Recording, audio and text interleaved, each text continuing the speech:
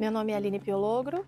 Hoje em dia eu trabalho na União Centro-Oeste Brasileira como assistente da secretaria. Então eu sou responsável pelo SVA e pela área missionária da Igreja Adventista nessa região. Hoje eu lidero a maioria das opções e dos projetos missionários que a gente tem no nosso território, né? Acompanhando as associações, acompanhando instituições para que eles consigam aí desenvolver diferentes projetos e, dentro do possível, dar mais ideias para que mais projetos surjam. Hoje esse é o meu trabalho. Com a missão, no jeito que a gente conhece como Adventista do Sétimo Dia, desde 2019, que foi quando, com uma agência missionária, eu fui para o Camboja e aí comecei a servir. Mas depois de passar por alguns treinamentos, eu entendi que eu já estava envolvida antes. Por quê? 4 anos antes, eu havia decidido me mudar para o Peru e eu morei lá por 4 anos. E nesses 4 anos, eu apoiei a igreja local, desenvolvi projetos próprios, participei de vários projetos. Então eu entendi que eu já estava no modo missão há algum tempo, só não estava com a nomenclatura de missionária, porque a gente às vezes acaba associando que missionário está conectado a um projeto, está conectado à igreja de uma forma formal, né? Então, como voluntária, né, membro voluntária, eu já estava envolvida, eu posso dizer que desde que eu nasci, porque eu sempre fui muito ativa, mas no modelo que a gente conhece desde 2019.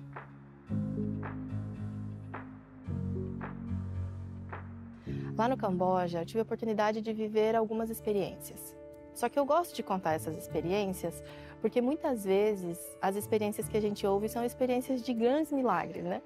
E lá no Camboja a vida era uma vida normal, uma vida de quem saiu do Brasil para ir dar aulas de inglês nesse país.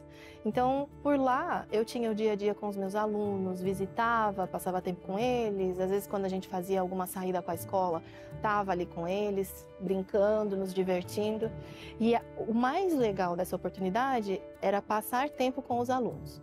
Então, a gente precisava ser muito intencional nesse passar tempo, né? Tentar pensar em formatos. E eu me lembro de uma aluna que ela não ia muito com a minha cara. Ela não gostava muito de mim na sala de aula. Ela adolescente e tinha que estudar inglês, mas sem nenhum interesse de estudar inglês, como era parte do currículo, tinha que estar lá. E eu percebi que não fluía. E ela era filha da cozinheira do colégio. E eu pensei, o que eu posso fazer para me aproximar dela? Orei, Senhor, o que eu posso fazer para me aproximar dela, especificamente dela? E aí um dia, conversando com as meninas, eu falei assim, nossa, eu gosto muito da comida tal. Porque é uma comida que faz aqui na escola só de vez em quando, mas eu gosto muito. Falei o nome da comida. E aí as meninas falaram assim, ah, ela sabe fazer. E era essa menina, que não gostava de mim. E eu pensei, boa, Senhor, muito obrigada. Essa era a deixa que eu precisava, essa é a ideia. Então eu vou tentar pensar em alguma coisa. Conversei com a menina e tive a ideia de perguntar se ela poderia me ensinar a cozinhar. Para uma cultura asiática, um adulto perguntar para um adolescente se ele pode ensinar é uma quebra de paradigmas muito grande. Na verdade, é anticultural. Ele vai olhar e vai dizer assim, peraí, como assim? Você é o adulto, você que ensina. Quando eu convidei, ela ficou olhando para mim assim, professora, como assim? Mas aceitou o convite, porque eu insisti, ela aceitou.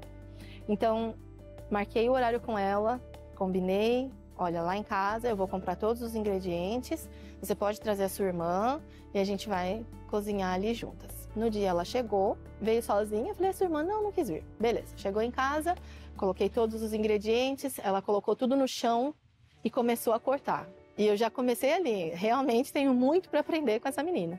E ela cortou uma coisa, cortou outra, professora, eu já volto. Subiu na moto dela, mesmo sendo uma adolescente, no Camboja tá tudo bem, subiu na moto dela, foi para casa. E eu fiquei sem entender, porque ela também nem falava muito inglês. Quando ela volta, ela voltou com uma faca 5 vezes maior que a faca que eu tinha dado para ela cortar a primeira vez. E aí eu já olhei e falei, nossa, o que vai acontecer aqui? Aí ela disse, né, a sua faca não é boa. A minha é boa. E aí trouxe aquele facão, começou a cortar.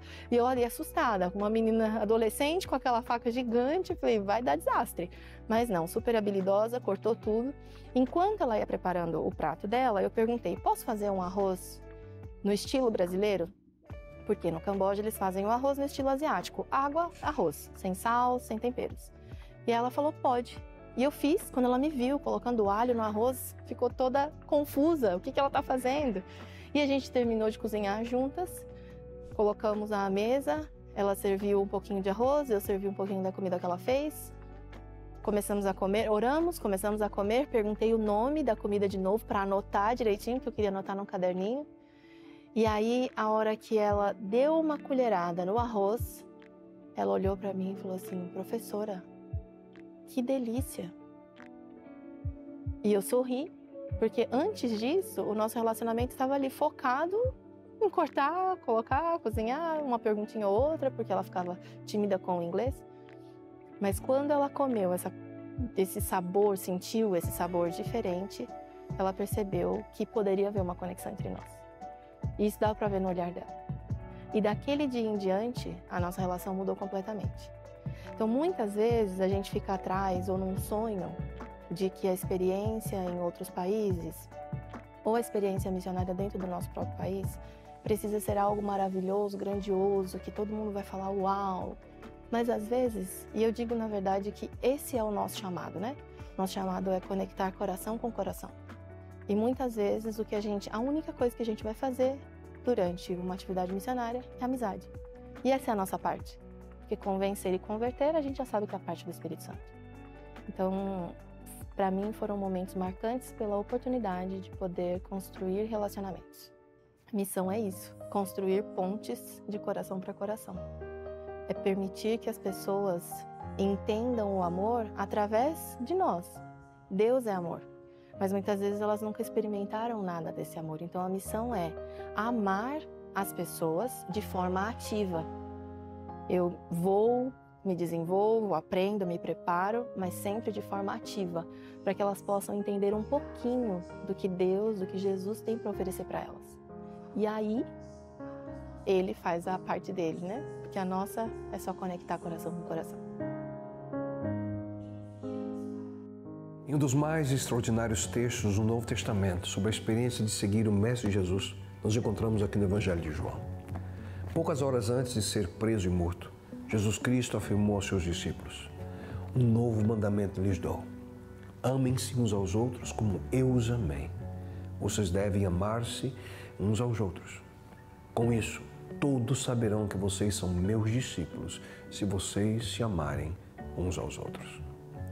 De maneira clara, aqui nós vemos talvez a maior característica de um verdadeiro discípulo de Jesus Cristo: amor.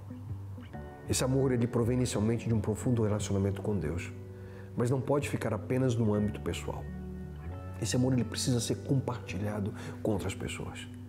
No entanto, a melhor maneira de expressar esse amor aos que estão ao nosso redor e também àqueles que estão distantes de nós é através de ações. Ações que possam demonstrar através de maneira prática, no serviço ao próximo, quem de fato é Deus na nossa vida.